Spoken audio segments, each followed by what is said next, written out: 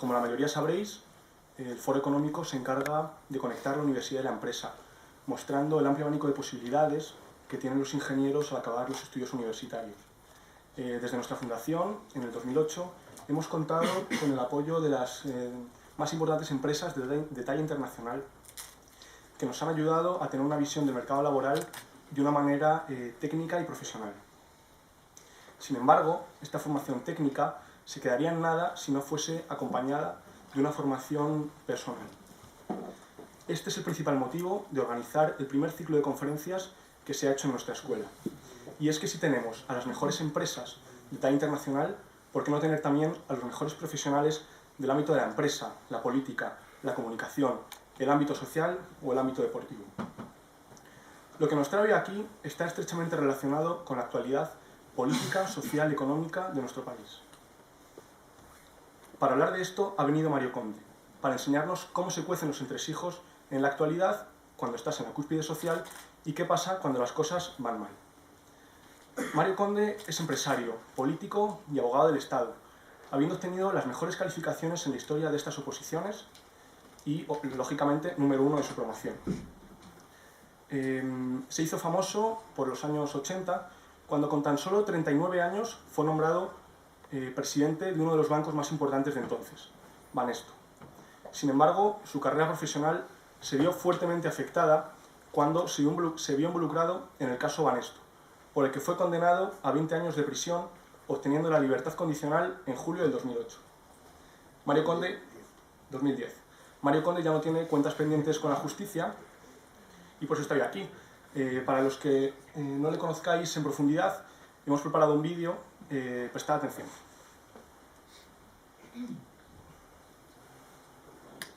Si podemos apagar las luces por ahí. Cuando estaba en la industria farmacéutica nosotros fabricábamos penicilina y teníamos unas plantas de fermentación.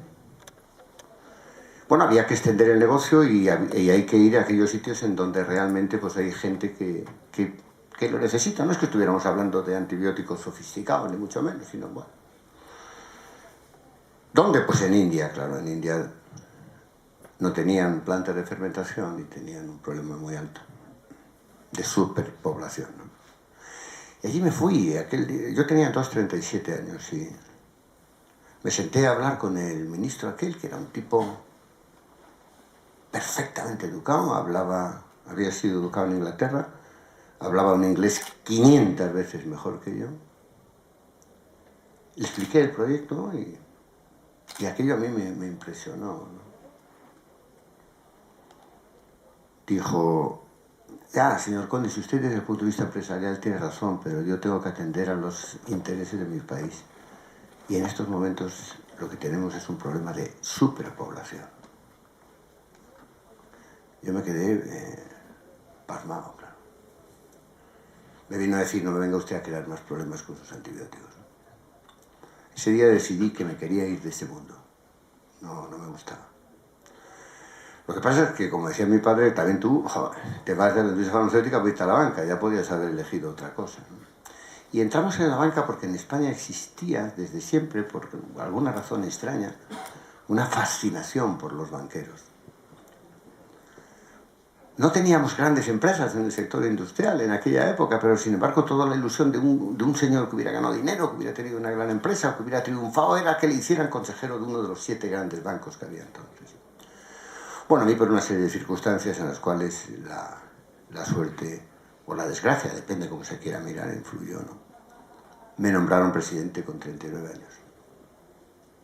Mi plan alternativo era haberme ido a navegar por el mundo, o sea, la verdad. Porque habíamos hecho una operación de venta de antibióticos de esta empresa que he dicho antes, y yo en aquel momento tenía 39 años y había ganado la nada despreciable suma de 110 millones de euros, ¿no? Entonces no existían los euros. ¿Qué se siente cuando de repente de la noche a la mañana tienes una fortuna de ese calibre, ¿no? Pues nada. Yo le dije a Lourdes: ¿sabes qué es esto? Me decía: no, ¿qué? pues que no tenemos que preguntar Podemos, caramba, mira anda que el nombre que me ha salido ahora también tiene coña la cosa. Y porque antes, cuando era abogado del Estado, pues, oye, vámonos a esquiar, Podemos. Pues estamos apretados. Oye, que vamos, Podemos. Con aquella ingente cantidad de dinero se olvidó esa palabra.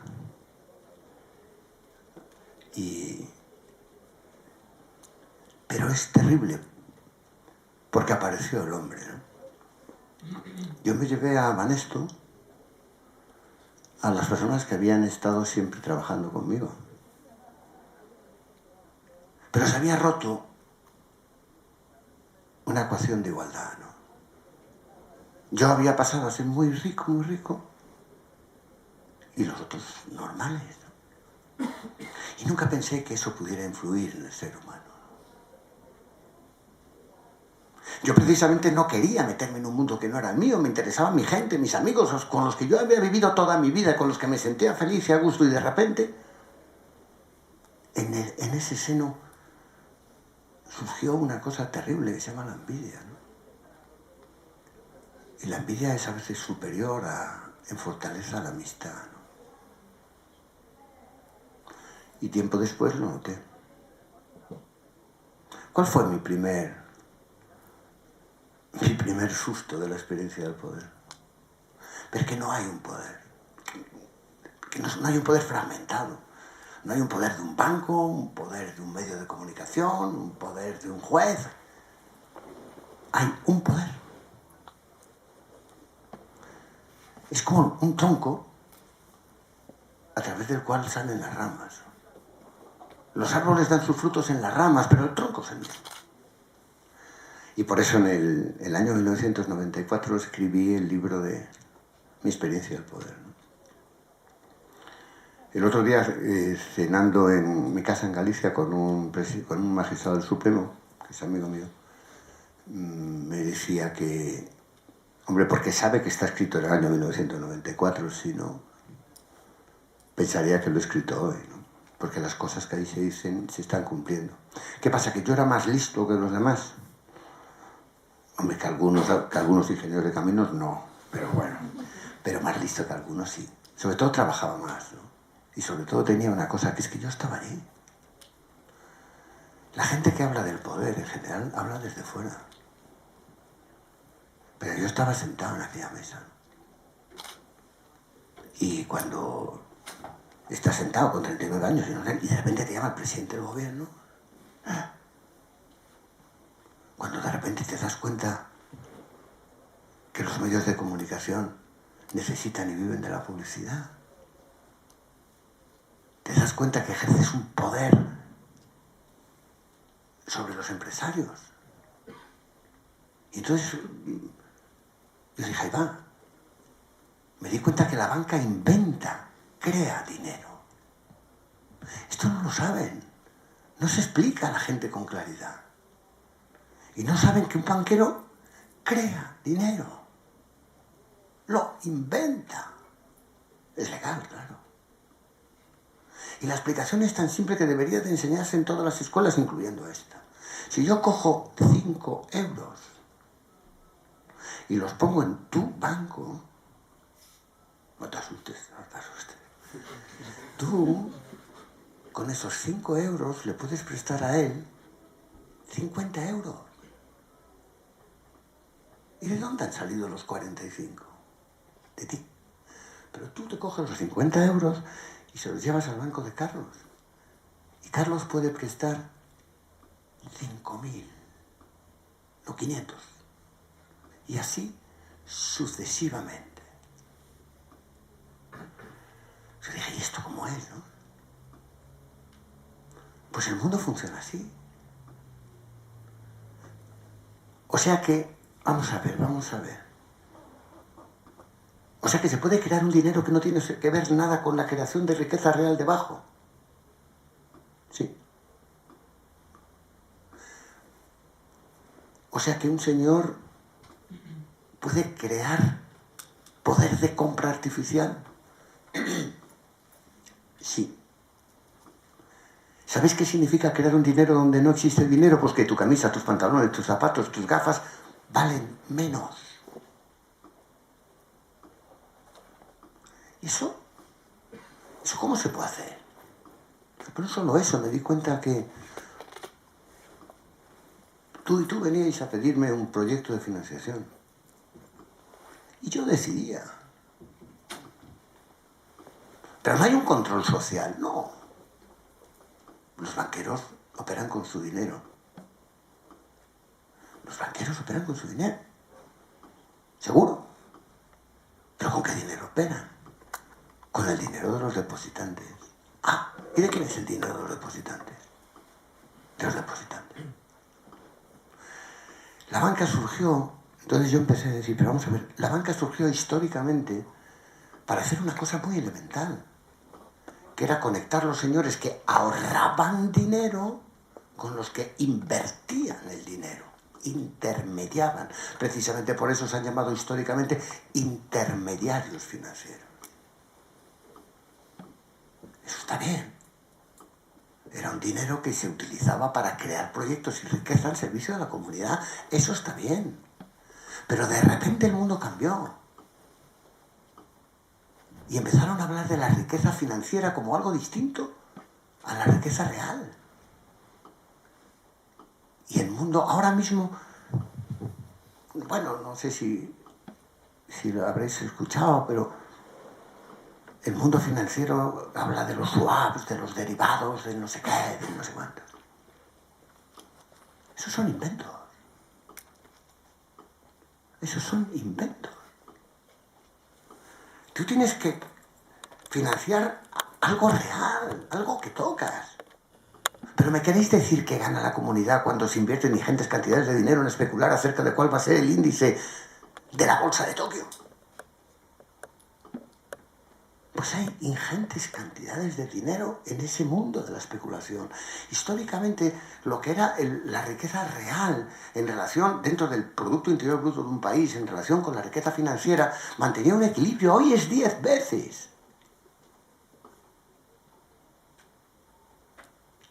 Y la sociedad no lo sabe. Nosotros hemos asistido a un desastre casi sin precedentes, no solo en España, también en el mundo. Nos ha costado el tema de las cajas de ahorro unos 250.000 millones de euros. Sí, más o menos. Entre lo que tenían ahorrado como provisiones y esto, sí. ¿Sabéis lo que se podría hacer con ese dinero?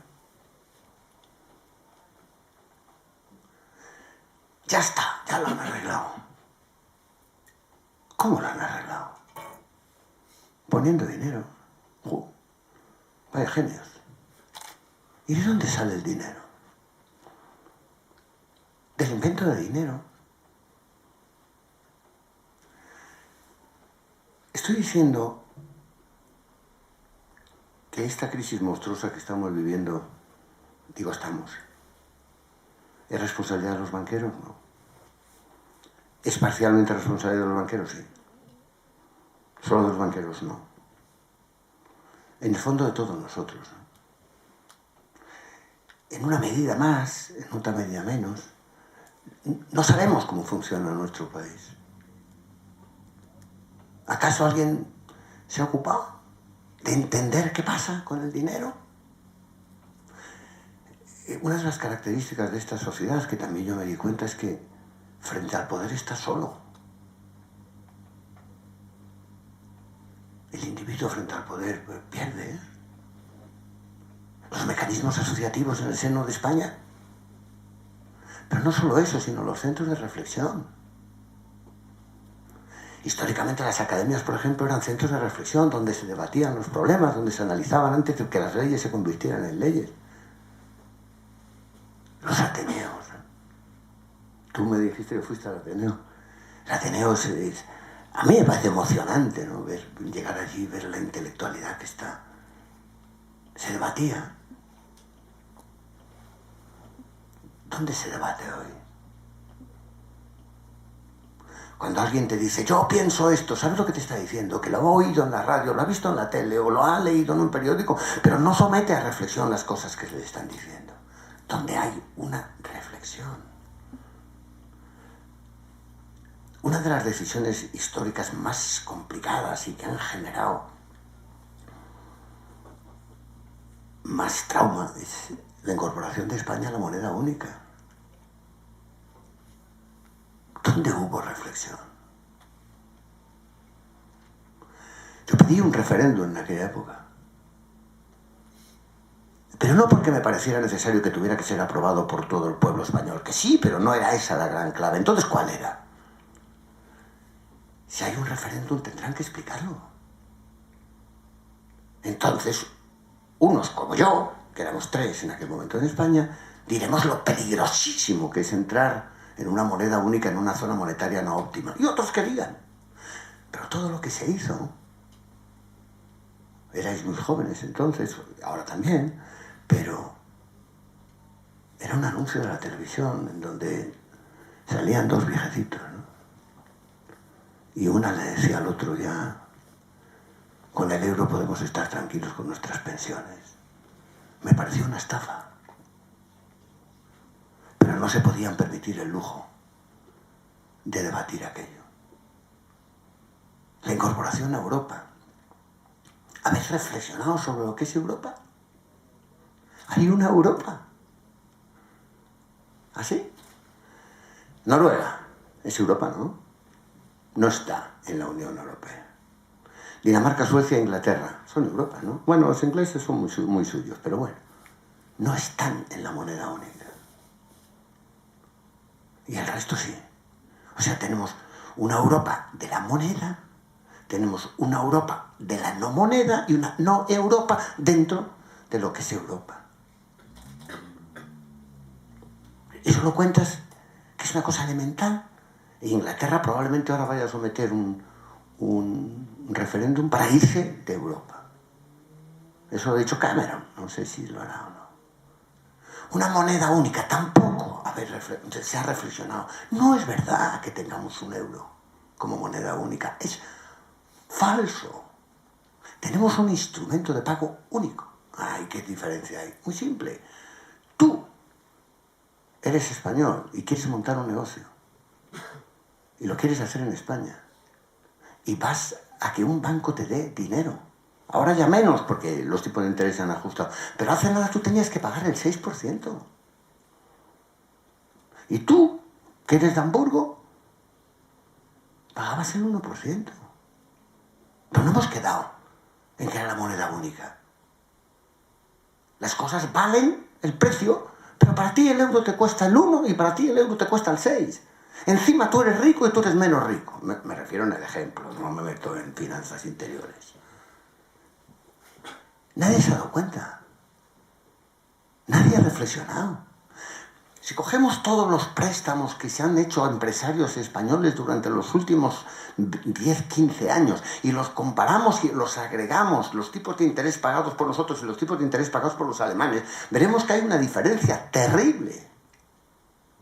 Nadie ha reflexionado sobre esa idea.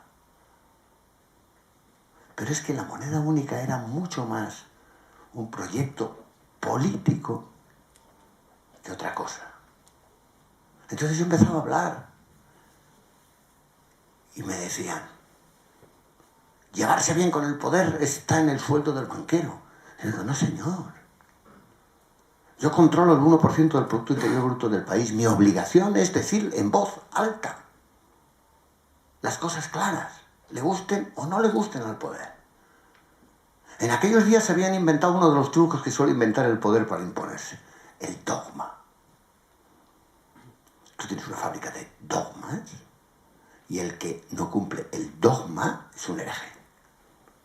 Y a los herejes la tradición hispánica dice que se van a la hoguera, ¿no?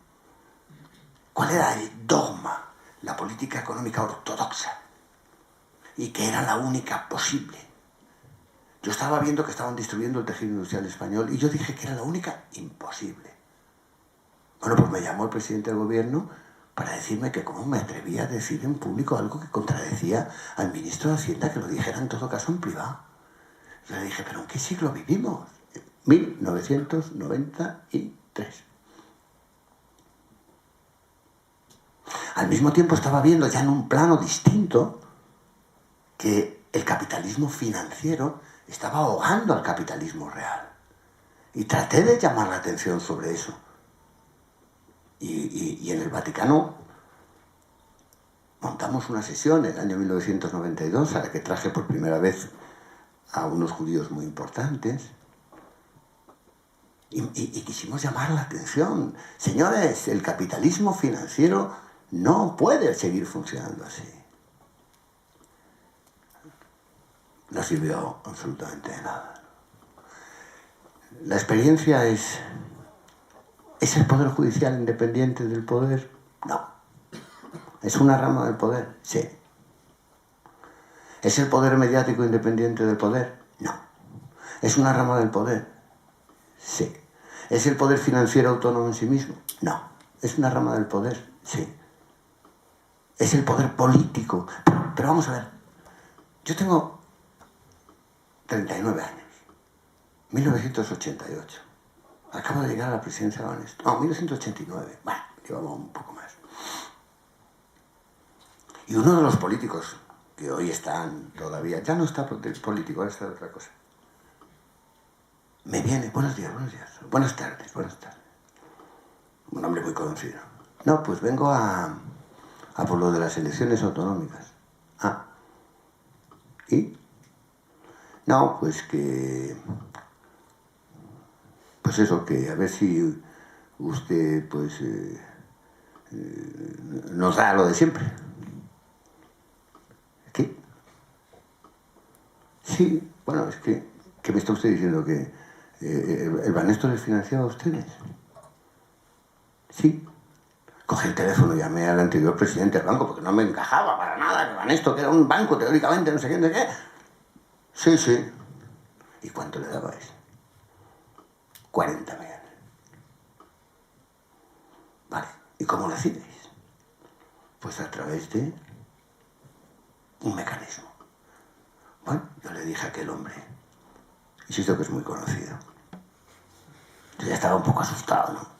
Le dije, oiga, a ver, necesitaré una factura. Ningún problema. La llevaba preparadita. Y la saco. Luego tuve que financiar a otro partido político. Porque en aquel momento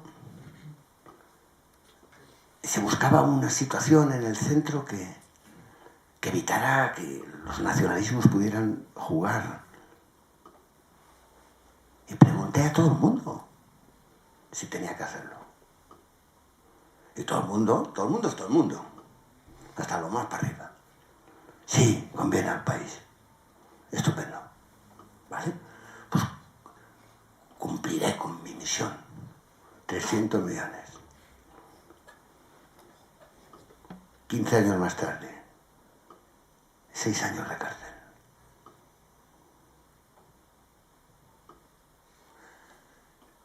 De repente, yo voy a solicitar unas exenciones fiscales para crear la corporación industrial. Teóricamente la ley dice que cuando algo es beneficioso para la economía nacional, te dan exenciones fiscales, claro. Sí, pero el hombre que estaba allí, en el ministerio, entendía que lo importante es que seas amigo o enemigo del poder. Y no había forma humana. Entonces tuve que llegar al presidente del gobierno para vencer una resistencia. Existían unos intermediarios en la sociedad española. Bueno, se dedicaban a eso, como lobbies americanos. Yo les pagué 600 millones, como decía la película. Luego trabajaron para otra empresa, se llama Iberdrola. Iberdrola les pagó 10.000 millones. Yo les pagué 600 millones. 6 años de cárcel para mí. Aplausos para Iberdrola. ¿Qué quiero deciros con esto? que el poder son los hombres y las mujeres que lo ejercen. Y por tanto deberíamos de insistir muchísimo más en la formación de esas gentes que en otras cosas. De hecho, nosotros yo creé un máster en business, ¿no? En realidad no era un máster en business. Lo que yo dije es, vamos a ver, si sacamos una promoción de 150 personas formadas, cada año, en 10 años, vamos a formar 1.500 personas. 1.500 personas las vamos a tener situadas en las principales empresas de este país. Cuando situemos a 1.500 personas perfectamente formadas, este será otro país. Porque de nada te vale el saber leer balances y cash flow y hablar inglés y japonés y chino si luego en tu estructura interior, en tu arquitectura de valores, el poder que estás haciendo. ¿Por qué pasó lo que pasó? Pasó lo que pasó porque las personas que se pusieron allí manejaron el poder con criterios distintos. ¿Es que es mala la desregularización? No. Lo que es malo es usarla mal. O sea, no hay... ¿El poder político influye en los medios de comunicación? Pues claro. ¿Y los medios de comunicación en el poder político? Pues claro. ¿Y el poder político puede nombrar jueces? Claro. ¿Y pueden salir sentencias que dictan? Sí. Sí. ¿Y puede un poder político decirlo en poder financiero que, por favor? Sí. ¿Por qué? Porque si no le mandan los inspectores del Banco de España. Entonces es una entente que conforma un núcleo, el sistema. ¿Y cómo se cierra? Pues se cierra como se ha cerrado históricamente todos los poderes cerrados. Con una serie de individuos que conforman un círculo en el que no entra más que el que tú quieres que entre. Y para entrar necesitas pasar la iniciación. Y la iniciación consiste en que cuando llegues al poder hayas tenido ya tal mezcla de intereses. En números cuadrados se suele decir uno de los nuestros. Entonces, cuando la gente habla de la estructura oligárquica y endogámica de la clase política, es que es lógico. Entender lo que quiero decir cuando digo que es lógico. Es lógico en el modelo. Tú no puedes permitir que entre alguien de fuera del modelo que te haga una brecha. Vosotros sabéis que por muy importante que sea una presa hidráulica, un ligero agujero, por la presión del agua acumulada, la acaba rompiendo. El poder no puede. No puede. Pero no, eso solo pasa aquí o solo pasa... Mirad lo que está pasando con Grecia. No pasa nada, Grecia tiene el 2% del PIB, no representa nada, es indiferente. ¿Cómo va a ser indiferente?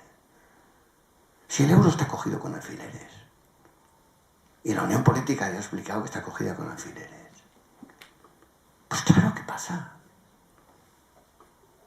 Por eso están todos asustados. ¿Cómo es posible que el 2% se levante un señor que tiene un apellido rarísimo, pero es griego, claro, y que diga, la troika no quiero hablar con ellos? ¿Y qué dicen? Bueno, la vamos a disolver. Entonces cualquiera con dos dedos de frente dice, vamos a ver, al margen de que sea bueno, malo, regular o medio pensionista, en los últimos años lo único que hemos hecho es seguir las instrucciones de Alemania, que es la que controla el Banco Central. No digo que sea ni bueno ni malo. Ahora de repente un tipo de extrema izquierda se levanta en un país minoritario como Grecia y les habla de tú a tú. ¿Eso cómo es? ¿Hace falta ser de extrema izquierda para que te respeten en Grecia? En la UE. ¿Qué está pasando? Está pasando que se les ha abierto una brecha. Yo no digo que vaya bien, mal, regular para los griegos, pero se ha abierto una brecha. Y si Grecia decidiera salir del euro, que yo creo que, vamos, no sé, pero Rusia está por ahí, enredando un poco. O sea, el Producto Interior Bruto de Grecia son 100.000 millones. La 10ª parte de España. 100.000 millones para Rusia. Es que los bancos griegos se quedan sin financiación. Bueno, se quedan sin financiación un rato. Los estados no quiebran. No quiebran formalmente, materialmente, pueden estar quebrados. Porque tienen poder de emisión. Si Grecia recupera el poder de emisión, se puede emitir billetes, ya me contará. Y durante el periodo intermedio, ¿tú comprarás o no la dracma nueva? Pero yo puedo pagarte con dracmas. Y como en el interior de mi país, con ese dracma, tú puedes comprar las cosas que son imprescindibles para tu vida, amigo mío. Ah, lo que no te podrás comprar es un Mercedes. Bueno, ni falta que hace. O sea, que cuidado, porque el mundo está... O sea, yo creo que... yo antes decía hace mucho tiempo, joder, qué rollo, me ha tocado vivir, porque hubo un japonés que publicó un libro que se llamaba El fin de la historia. Decía, bueno, ya está, con el capitalismo tal y como está, ya se ha acabado, ¿no? Bueno, yo dije, qué rollo, o sea, vivir en un mundo plano, ¿no? Ahora decidme si es plano este mundo. Tú decías, nos ocupamos de las oportunidades de los jóvenes que salgan. ¿Oportunidades o problemas? ¿El euro es oportunidad o problema? Tenemos que hablar de la unión política, ¿es oportunidad o es problema? Nos damos cuenta que estamos hablando en este momento, no solo en España, pero también en España, un lenguaje paranoico, que por un lado estamos hablando de la unión y por otro lado de la ruptura. Por un lado de la integración y por otro de la desintegración, y ese lenguaje sigue estando encima de la mesa. ¿Tenemos de verdad una identidad europea? A medida que hablamos de una identidad europea, resurgen los nacionalismos cada vez con más fuerza. ¿Qué estamos haciendo? Falta de reflexión. Deberían de haberse dado cuenta que para crear una unión política hace falta que exista el concepto previo. Y no hay manera de construir Europa más que una, la universidad. Así que empezáis a preguntar, cuando queráis. En primer lugar, antes de empezar la serie de preguntas, quería pedir disculpas a las personas que hicieron el fondo de pie. Es que por razones obvias el aforo pues, se ha completado, pero preferíamos seguir en esta sala en lugar de ampliar al salón de actos con más aforo para mantener el carácter cercano que se quiere dotar a estas sesiones, ¿no? Ahora para hacer preguntas, Aurora irá pasando el micro. Primera pregunta, Alejandro Serrano. Buenas tardes, Mario. Bueno, en primer lugar, me gustaría agradecerle que esté hoy aquí con nosotros compartiendo su experiencia y sus conocimientos. En segundo lugar, la pregunta. Yo he leído alguna vez que usted ha dicho la frase de que cuanto más se asciende socialmente, el aire más viciado está. Yo digo que en ese contexto, ¿cómo sabe uno reconocer dónde está la amistad? ¿Cómo sabe qué personas son fieles o qué personas solo están ahí por el mero interés que te da el puesto que estás ocupando y no tú como persona? Vaya, que empezamos fuerte, ¿eh? Empezamos suave. Mira, cuando un amigo mío, íntimo amigo mío, le nombraron su secretario de Hacienda en aquella época y gobernaba UCD, un tipo de primera división. Lo que más me gustaba a mí de él era que tocaba fantásticamente bien el piano, pero aparte era abogado del Estado y número 1 de su promoción. Y se le acercaba mucha gente. Y me decía, no, yo tengo muchos amigos y tal. No, los tiene el subsecretario de Hacienda. Cuando dejes de ser subsecretario de Hacienda, los que te vengan a ver serán amigos. Los otros se irán a ver al subsecretario de Hacienda. Pues eso, claro, como es natural, y de los 10.000 millones de amigos, uno. Cuando yo ejercía de presidente de Banesto, como ya me había formado y había vivido esa experiencia, yo pensaba siempre que la gente venía a mí, no por lo simpático, lo listo, lo que sea, no por el poder que ejercía. Lo que pasa es que la vanidad, tienes que estar peleando constantemente contra ella. Porque al final te acabas creyendo que no es el presidente Banesto, ¿no? Te acabas creyendo que es que tú eres el tío más listo, más simpático y más enorme del planeta. ¿Qué ocurre? Que yo me he llevado un chasco terrible con el ser humano, eso es la verdad, ¿no?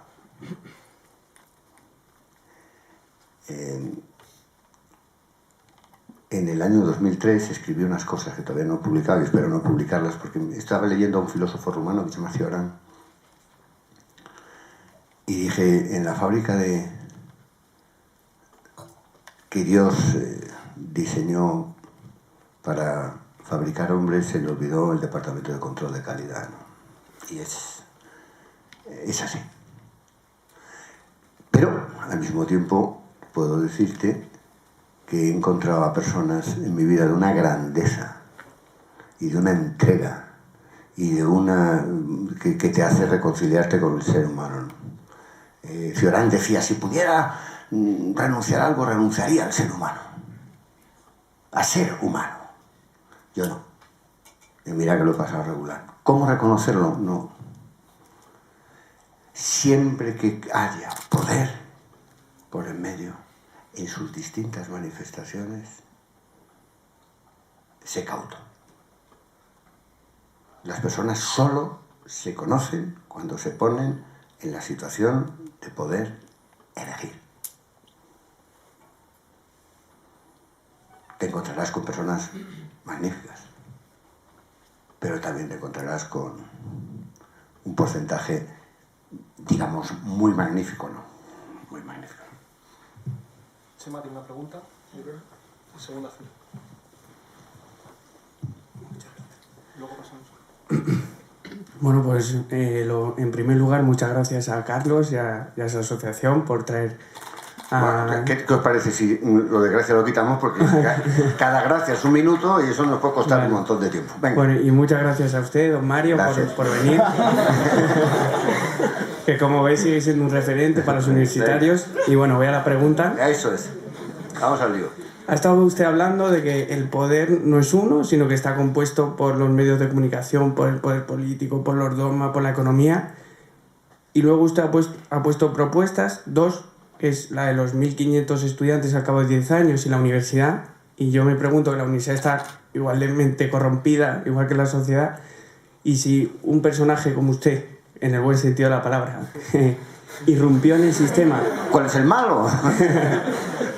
Irrumpió en el sistema y fue despedido de él, mi pregunta es si el sistema en el que vivimos en esta sociedad es posible cambiarlo o hace falta una revolución o es la pescadilla que se muerde la cola y nunca podremos acabar con él, básicamente.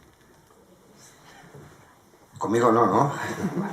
Déjame el micrófono porque se puede andar. Esa es la pregunta más difícil que hay. Quiero decir, la pregunta no, la respuesta más difícil. No lo sé. No lo sé. El sistema tiene mecanismos extremadamente poderosos. Está muy bien pensado. Pero el sistema no aquí, ¿eh? Aquí la cosa es un poquito más potente. Muy complicado. Vamos a analizar qué ha pasado con las civilizaciones. Todas las civilizaciones se han caracterizado por dos cosas. Una, por creer que eran eternas, y dos, por comprobar que no lo eran. Siempre ha sido así. ¿Hay algún cambio profundo en la historia de la humanidad que se haya realizado sin alguna suerte de violencia? No que yo sepa. Incluso el advenimiento de las religiones, la transformación cultural desde el paganismo al cristianismo, miles de muertos.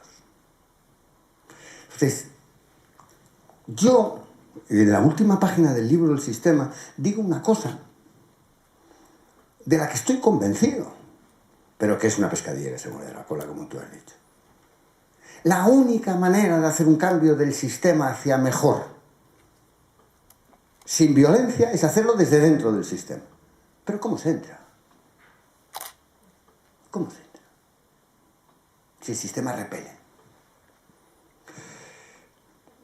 Vosotros, esto que está diciendo ahora estos chicos de Podemos, pues yo no soy dudoso, pero hay algunas cosas que dicen que tienen razón. Hay algunas cosas que dicen que no tienen razón.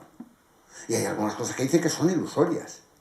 Y hay algunas cosas que dicen que pertenecen a la historia del pasado y que provienen de un modelo comunista que probablemente es el modelo que más genocidio ha creado a lo largo de la humanidad. Pero cuando dicen que hay que controlar al sistema financiero, tienen razón.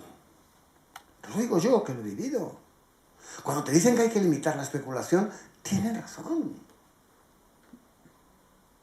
Cuando te dicen que hay que cortar la capacidad de inventar dinero de los bancos en una proporción, no lo dicen ellos. Lo dice la Escuela de Salamanca. La Escuela de Salamanca es del siglo XVI. Y si alguien lee lo que los de la Escuela de Salamanca decían de los banqueros en aquel momento, lo de Podemos se queda chico, como dicen por el sur. No os podéis imaginar. Mira, la mayor implicación del poder político... Carlos V se metió en muchos líos, necesitaba mucho dinero. En aquel momento venía dinero de las Indias. Ese dinero de las Indias, lógicamente, se almacenaba en los sitios más cercanos. ¿Cuál es el sitio más cercano? Andalucía, en concreto en Sevilla. Y ahí empezó una generación de banqueros. Y Carlos V va a pedir dinero. Entonces los banqueros le dijeron, oiga, que tengo 100, le puedo prestar 100. Y el rey dijo, vamos a ver, ¿te van a venir a pedir los 100 de golpe? No, no. Entonces, me puedes prestar más, hombre. Ese día se inventó lo que se llama la reserva fraccionaria. Ese día se inventó la capacidad de la banca de crear dinero. Ese día se inventó también otra cosa, porque el rey no podía pagar. Y como no podía pagar, los otros se lo reclamaron y utilizó un sistema rápido. Los metió en la cárcel a los banqueros y se acabó. Sí, funciona así. Entonces, no lo sé. O sea, yo te doy mi palabra de honor que pienso y repienso esa pregunta. Y no me gusta nada la tendencia natural que tengo a responderla. No me gusta la violencia, nada.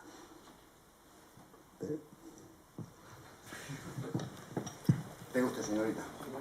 Muchas gracias, un placer. Buenas tardes. Ha hablado ya en parte de lo que le voy a preguntar. ¿Qué diferencia habría entre el sistema y la casta, de la que habla Podemos? ¿Y qué diferencia habría entre la solución para acabar con la casta o para acabar con el sistema? Y gracias y saludos de un ex empleado de Banesto.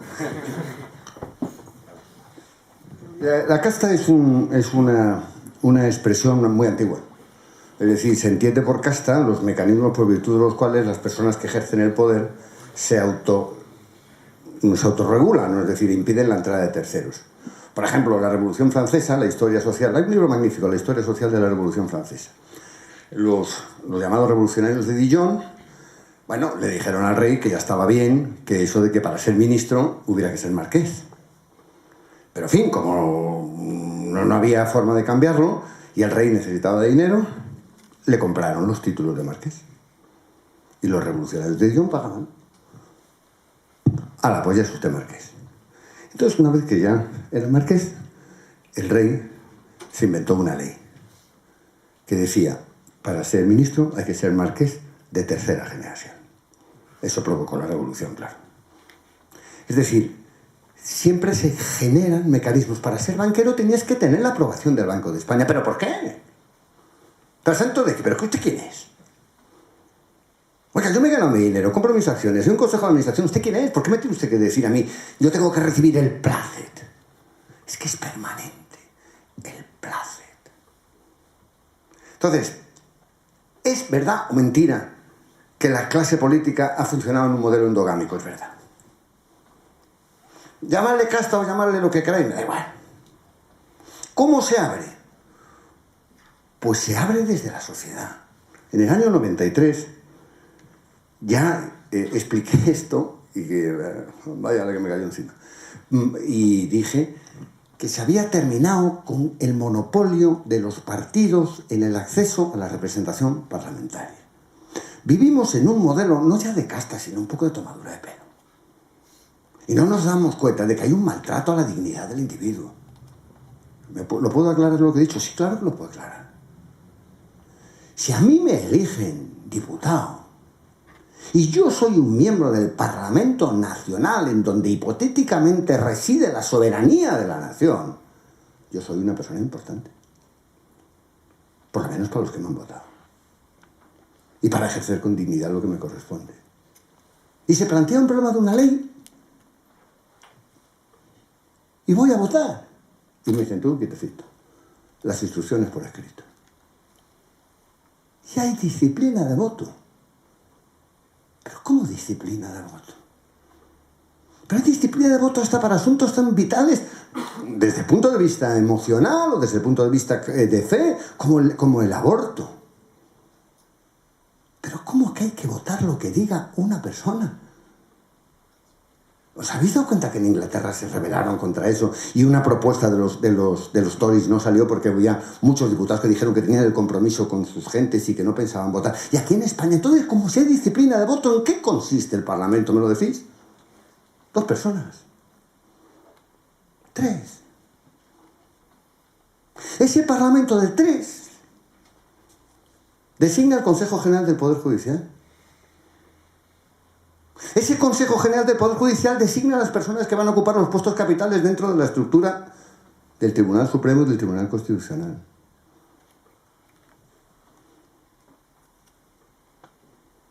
Está cerrado. Yo no quiero acabar con nadie. Yo lo que quiero es que esa puerta, que es la puerta que da acceso al Parlamento, que da acceso al poder, se abra. Y que no haya un portero que le diga, ¿tú de quién eres? ¿De Manolo, de Luis o de Pepe? No, soy yo. Fuera. Entonces la sociedad tiene que armarse. ¿Qué han hecho? Disolver los mecanismos de la sociedad. Un individuo frente al Estado, ¿qué hace? Entonces, ¿la sociedad española ha entendido siquiera el problema? Tengo muchas dudas. Nosotros somos una sociedad de críticas en bares, y de griterío. Pero llega la hora de la verdad. En Estados Unidos la gente está armada. En Francia hay mecanismos de presencia social. No digo nada en Inglaterra. Nosotros, porque probablemente por una tradición autoritaria a lo largo de nuestra historia, estamos desarmados. Entonces, ¿qué hay? Pues conecta todo con la misma pregunta. Es decir, no hay más remedio que limitar la estancia de las personas en política. No hay más remedio que evitar el hecho de que para llegar a ser ministro tú tengas que empezar en un partido político y que el gran mérito sea lo bien que te has portado con tu jefe en el partido político. Hay que evitar que se puedan llegar a nombrar personas que tengan la administración de los poderes públicos con una incompetencia absolutamente manifiesta. Hay que conseguir que la gente que ha demostrado algo en la sociedad, que sabe hacer cosas en la sociedad, pueda ayudar también a hacerlo en la política, pero que no se perpetúe, que vuelva. ¿Por qué muchos políticos no van de la política a la sociedad? Pues está claro, ¿no? Eso es lo que no puede ser. Pero lo hemos hecho nosotros, hemos asistido nosotros. Porque antiguamente se decía, en todas las familias tiene que haber uno que sea el marqués, otro el cura y otro el no sé qué. Y durante mucho tiempo hemos dicho que los que se dediquen a la política sean los más tontos, hablando claro. Déjalo. Déjalo. ¿Cómo déjalo? La política se ha metido en nuestras vidas. Pero el juez sí se ha metido. El juez sí se ha metido. ¿Alguna a ser posible algo indiscreta, hombre? Si no... Sí, no tardo nada. No le voy a dar las gracias porque me uno a los agradecimientos. Y bueno, sí, le quiero dar lo primero, la indiscreta, un besito a su niño, que yo creo que es lo más importante del día, y un abrazo a sus padres. Y gracias. Y agradecerle que haya venido, ya que es un día tan complicado para venir y no nos hemos quedado esperando. Y una cosa que me ha llamado la atención, porque cualquier pregunta voy a tratar de leer sus libros y seguro que voy a encontrar muchísima información sobre lo que usted opina. Pero una cosa que me ha llamado la atención es que usted ha dicho una cosa que es que algo así como que se ha llevado un chasco con el ser humano. Yo he sentido en algún momento algo así, yo soy abogada, bueno, mi compañero es abogado también. Nos encontramos de todo, sobre todo en relación con el sistema penitenciario, es lo que más me ha llamado la atención. Cómo se trata no solo a la gente, a los internos, ¿no?, sino a los propios abogados. No se lleve un chasco porque aquí estamos bastante gente que hemos venido a escucharle. Entonces yo creo que... Sí, pero no hay garantía. Sí, y todavía no se ha oído nada raro, ninguna pregunta extraña, ¿no? No, si entonces, ojalá salga, por eso te da capacidad de respuesta. ¿No? Claro. Y si extraer una palabra clave también, verdad y dignidad. Yo creo que la gente estamos deseando Bueno, la gente siempre quiere que se la escuche, quiere confiar en alguien, y yo, que soy del año 78, me he encontrado en todo este tiempo muchísimas cosas. En el año 93 también me enteré de lo que pasó con Banesto. No sé, la agenda de carreteras que hay en mi casa es de Banesto. O sea que, ¿qué le vamos a hacer, no? Entonces, yo creo que estamos deseando poder confiar en personas que sean más inteligentes o que tienen más experiencia, etcétera, puedan detectar esos problemas a tiempo y orientarnos. Entonces, en ese caso, le acabo dando las gracias. ¿Me dejas el contexto? Verás, te llevas un chasco con el ser humano porque es inevitable. Es decir, la arquitectura moral en una sociedad como la que hemos criado es inevitable. No es buena. No es buena. Y lo que estamos viendo, yo tengo mis dudas de que estemos en el buen camino. Yo el otro día, cuando entré y vi en mi casa mis 3 nietos, con 2 amigos, 3 amigos, que eran 6. Eran 6 solitarios, cada uno con un aparato, sin hablar entre ellos. Estamos gestando una sociedad de solitarios, sin proyecto común. Aquí estamos juntos, sentados los unos al lado del otro. ¿Eso garantiza que haya un proyecto? Lo que garantiza es que físicamente estamos sentados el uno al lado del otro. ¿Pero cuál es el proyecto? Pues los españoles estamos sentados los unos al lado del otro, en el mejor de los casos. ¿Pero dónde está el proyecto? ¿Dónde está ese proyecto? Entonces te llevas un chasco porque es inevitable que te lo lleves. Pero, al mismo tiempo, te encuentras con personas de una grandeza moral, de una capacidad de entrega, de una generosidad, casi sin límites. Un íntimo amigo mío, que era una persona muy importante por su trayectoria en Banesto, está contado en uno de mis libros, o sea que no hay problema. Justo después de la intervención, había pasado unos meses, le llamó un abogado de Madrid, también amigo nuestro, y uno de los abogados más prestigiosos. Le sentó en su despacho y le dijo: lo que te voy a decir, insisto que está contado, lo hago porque no me queda más remedio, pero tengo el encargo de Fanjul del Banco de España de decirte que si haces una manifestación pública en contra de Mario Conde, no vas a tener ningún problema con el contrato que tienes. En fin, podemos conseguir que para esta etapa de transición, este amigo mío se levantó y dijo: muchas gracias, Juan. Y se fue. Hay grandes. Entonces, no necesitas reconciliarte con todos los seres humanos para llevarte bien, para sentirte a gusto con tu piel. Eso es muy importante.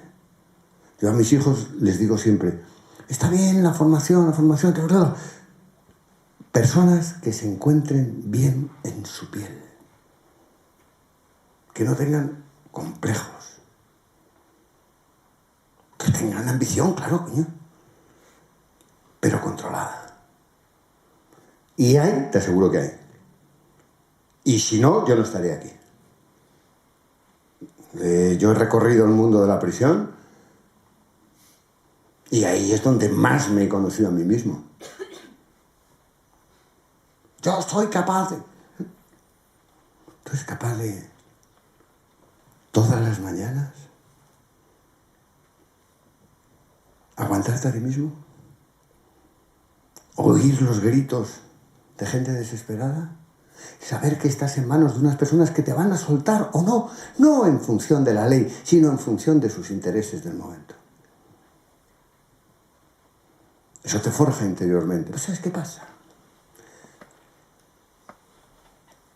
Que eso es un espejo. Y hay algunas personas a las que no les gusta lo que ven en ese espejo, ¿sabes? Más preguntas.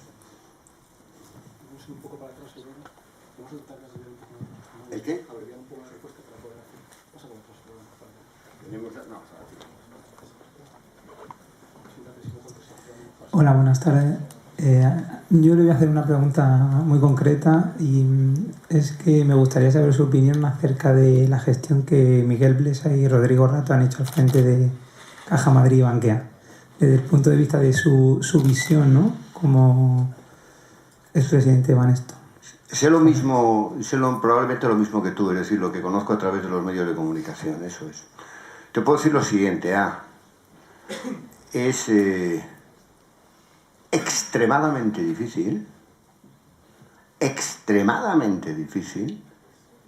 conseguir que una entidad financiera tenga un agujero de 22.000 millones de euros. Es que es muy difícil, es muy complicado. 22.000 millones de euros son... Mira, cuando decían que nosotros tuvimos un problema, que no era cierto en lo que dijeron, hablaban de 3.000 millones. Era el primer Banco de España. Un problema de 7 veces el primer Banco de España en una caja pequeña. Muy difícil. Caja Castilla-La Mancha, 4.500 millones. 4.500 millones. ¿Cómo? Caja Galicia. No sé cuántos miles de millones. ¿Cómo se hace eso? Alguien que entienda de banca. Es que es casi imposible. Pero fijaros bien, han liquidado una parte muy importante del sistema financiero. Las cajas de ahorro tenían el 50% del sistema financiero. No tenían que repartir dividendos. Dedicaban dinero a una obra social. Esta obra social estaba presente en el tejido social español. Ya no está. Lo que yo sí te puedo garantizar es que nunca jamás en Banesto ni en otro banco que yo haya conocido existía un mecanismo como el de las tarjetas esa. Te lo puedo garantizar. En Banesto no tenéis tarjeta ni yo. Pero por supuesto que no. El sueldo de un presidente de banco que veis hoy es 5 millones de euros, 6 millones. A mí me pusieron el que tenía el anterior, que eran 200.000 euros. Me parecía una cifra de la época. La especulación. Todo eso no existía. Sencillamente no existía. No estoy diciendo que éramos muy buenos. Estoy diciendo que eso no éramos. No ha funcionado mal el sistema financiero ni las cajas de ahorro.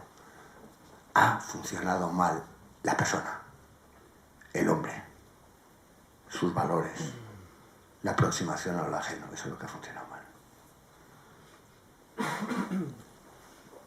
Alejandro.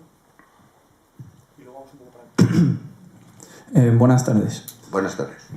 Perdona, no te había visto. A lo largo de más de 10 años estuvo recurriendo incluso a la ONU por el delito que supuestamente cometió. Y respecto a Diego Selva y Antonio Navalón, sí, es una de las cosas que más se arrepiente de haber tratado con ellos. No, mira, un intermediario es un intermediario. Si tú, un señor que se dedica a la intermediación, le crees que a la hora de la verdad va a decir la verdad, pues el problema lo tienes tú, porque normalmente no. Mira, a mí me molestó mucho más otra cosa. Yo le di 300 millones al entonces presidente del gobierno, Suárez. Tuvo que declarar en el juicio como testigo. Negó.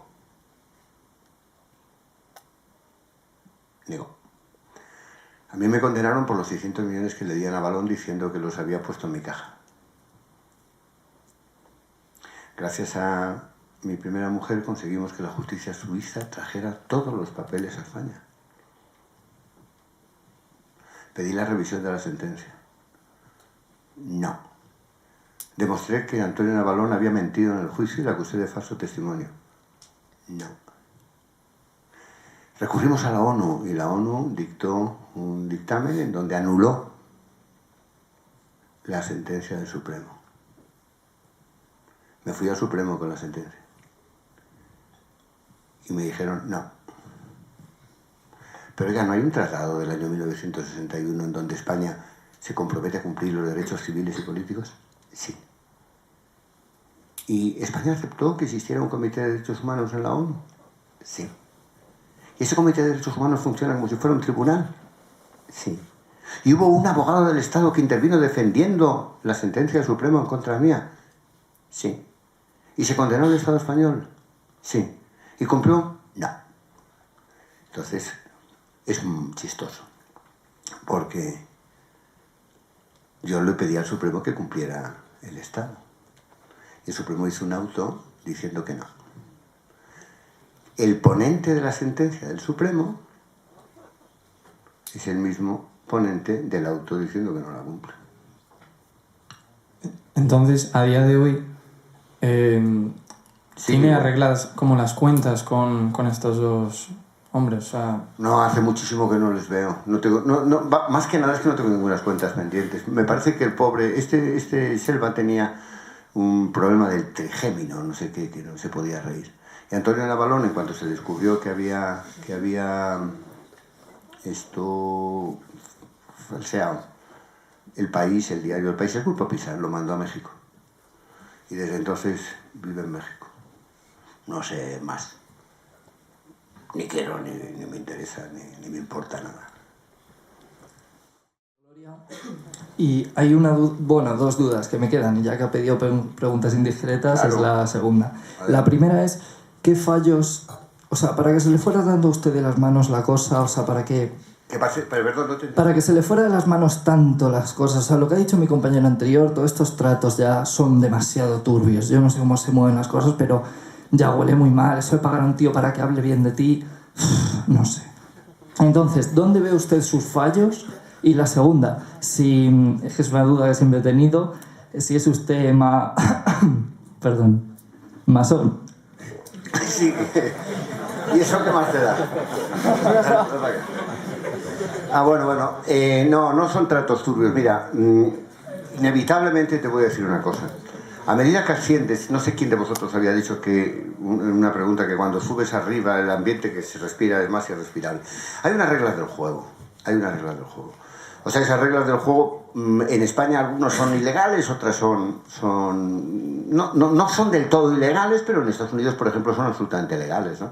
Y yo lo que pedía es que se legalizaran los lobbies. Tú vas a Estados Unidos, legalizas, pagas un lobby y buenas tardes, ¿no? O sea, concretamente ese punto que has mencionado de Antonio Navalón no es un trato turbio, es un trato más claro que el agua clara. O sea, es sencillamente que en un momento determinado hay unos intermediarios que funcionan en la sociedad española y tú pagas porque presten servicios. Muchos despachos de abogados en realidad son centros de acceso al poder más que de dictámenes jurídicos profundos. Por tanto, no. ¿Qué es lo que hice para que se me escapara de las manos? El idiota, ¿no? O sea, es decir, por ejemplo, pues el hablar de lo que te contaba de la clase política, el hablar de tal, el que se dieron cuenta que estábamos... Es más, te voy a decir una cosa que no sé si lo he contado en un libro. Pero es verdad. Yo veía que lo de Europa era imparable en el sentido del Parlamento Europeo, ¿no? Y empecé a contar que, hombre, vamos a ver, ¿qué va a hacer Europa? Dictar leyes que nos van a afectar a los abogados, a los arquitectos, a los panaderos, a los comerciantes, a los empresarios. Muy bien. Entonces, si en ese Parlamento están los mismos políticos que están en España, las mismas cosas que van a decidir en Europa son las que están aquí. Entonces, como nos estamos jugando nuestra vida y como queremos que las leyes que salgan de ahí nos afecten a nosotros en la forma que nosotros nos afecten, ¿por qué no hacemos lo que yo llamé una lista civil? ¿Qué era una lista civil? Pues una lista que estuviera integrada por personas de la sociedad, donde hubiera escritores, abogados, arquitectos, ingenieros, empresarios, personas que no se dedican profesionalmente ni quieren dedicarse profesionalmente a la vida política, pero querían estar en el Parlamento donde se iban a cocer esa lista civil, te lo puedo garantizar. Según me contó, entonces era ministro de Defensa, que era amiguete mío, del Partido Socialista, tenía el 20 y tantos % de los votos. Entonces se dieron cuenta de que si eso prosperaba en Europa, podía prosperar en el Parlamento Nacional. Y les entró un poco de susto. Yo no tenía ningún interés en dedicarme a la política. Yo tenía interés en que la sociedad española se dedicara a la política. Que no existiera un abismo entre un ingeniero de caminos que ejerce su misión y la política. Incluso les hablé de crear una segunda cámara, el Senado, a mí me parece que no va para, pero donde estuviera representada la sociedad. De tal manera que los partidos políticos estuvieran en el Parlamento, muy bien, estupendamente, pero que luego las leyes pasaran por el tapiz directo de la sociedad. Las leyes que nos afectan. ¿Tenemos derecho a decir algo? ¿Por qué no? Si somos los afectados. No, porque para eso están los políticos. ¿Pero por qué para eso están los políticos? ¿Por qué la sociedad tiene que renunciar a regirse por sí misma? En cuanto a lo otro, fíjate, la masonería, por lo que yo sé, pues no te permite decir que sí si es mentira y decir que no si es verdad. Entonces tú elige la respuesta que quieras. Aurora, tenía Pedro allí en la última fila una pregunta. En la última fila.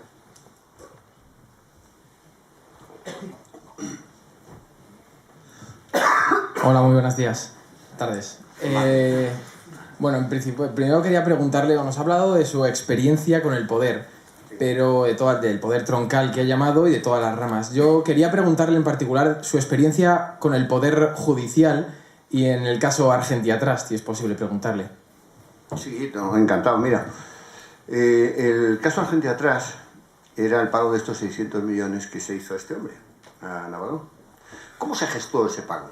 Pues nosotros íbamos a pagarlo a una empresa suya que se llamaba Euroibérica, de no sé qué historias, pero el consejero delegado del banco me dijo que en ese momento, como si nosotros pagamos 600 millones, la cuenta de resultados del banco lo sufría, y, hombre, no es que sufría mucho, pero andaban obsesionados con los porcentajes de los gastos. Entonces, en vez de pagarla desde el banco, lo pagamos desde una empresa del banco, absolutamente 100% del banco, y que estaba en el consolidado. Bueno, al cabo de un tiempo eso salió a la luz y bueno, empezaron a tramitar un proceso penal. El proceso penal era por apropiación indebida. ¿Pero cómo por apropiación indebida? Entonces mi abogado me decía, pero en derecho existe una cosa que se llama, en derecho, en la apropiación indebida, el animus rem sibi habendi, toma, que significa la intención de ver la cosa como propia. O dicho de otra manera, nadie te puede condenar por apropiación indebida si no prueban que tú tienes el dinero. Y yo me lo creí. Y fui tan tranquilo. Luego, el Supremo confirmó. Y en la sentencia del Supremo, yo sé que esto no son cosas que no son creíbles, pero bueno, me da igual cómo son tan ahí. En la sentencia, hecha básicamente por una persona que no era juez de carrera, sino que había sido traído por González, el presidente del gobierno, se citan como antecedente de la condena 2 sentencias.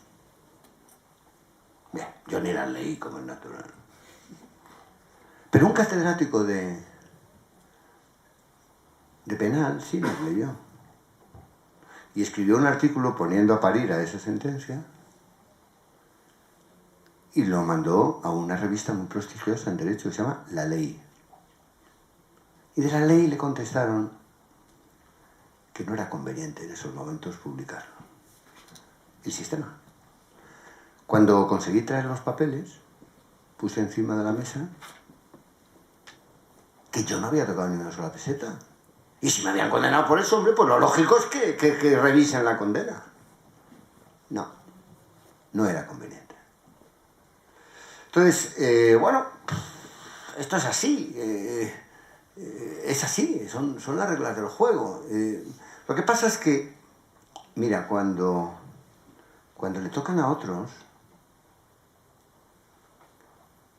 el problema es que si le tocan a otros, algún día te tocará a ti. De una forma u otra. Puede ser en un tema bancario, puede ser en un arrendamiento rústico, puede ser en lo que quieras. ¿Cómo es posible que la sociedad española consienta que el delito de prevaricación de los jueces no tenga cárcel? ¿Cómo es posible? O sea, un juez prevarica, te condena y te manda a la cárcel. Luego le inhabilitan 10 años. Sale gratis. Y eso lo estamos consintiendo. Entre otras cosas porque no hay foros de debate y no lo sabemos. Tú ves que un fiscal en un momento determinado se pone a acusar a una persona y en otros a defender al acusado. Uno de los fiscales que estuvo en el caso Banesto lo dejó. Se fue a ejercer la abogacía y tiempo después, como abogado, decía exactamente lo contrario de lo que decía como fiscal. Un poco de dignidad, ¿no? Funciona así. Hay, pues si te divierte, aparte de que yo no hubiera cogido ni una peseta, me quitaron 3 cuadros que tenía yo entonces. Vamos, me los quitaron, no, los entregué yo. Uno era un Picasso, otro era un Juan Gris y otro era uno de los mejores Braque, ¿no? Pues el Juan Gris está, o estaba, en el Reina Sofía. Lo digo por si algún día paso por el Reina Sofía y ves ese cuadro de Juan Gris, te acuerdas del caso de la gente atrás. Tal. Yo por si acaso no he ido a verlo, ¿eh? Más. Buenas tardes. Hola. Si me permite, voy a hacerle 2 preguntas relacionadas con la política. La primera es, ¿tuvo usted alguna intención de entrar en política sobre los años 90, 89? Y la segunda, si se atrevería a dar alguna predicción del color político nacional para los próximos 10 meses. Gracias. Mira, la primera respuesta es no. Y me parece que lo comentaba con Carlos cuando veníamos. Precisamente porque no había ninguna necesidad. Y lo que quería era cambiar el modelo, es decir, yo lo que quería era... En ese momento teníamos un poder financiero, un poder industrial, un poder mediático, lo que quería era hacer lo que hubiera sido hoy, es decir, que la sociedad española hubiera entrado en la política y haber roto la cerrazón. Eso es lo que yo quería, no quería entrar en política. La predicción. Te puedo asegurar, para rematar la primera, que las presiones para que entrara en política en aquellos años fueron de todo tipo. Y ya me callo. Fueron presiones reales. Quiero decir, auténticas. Bueno. Yo creo que el asunto, el asunto en España se va a complicar. Bueno, eso ya lo sabe cualquiera, claro. Y es por una irresponsabilidad. Muchas gracias.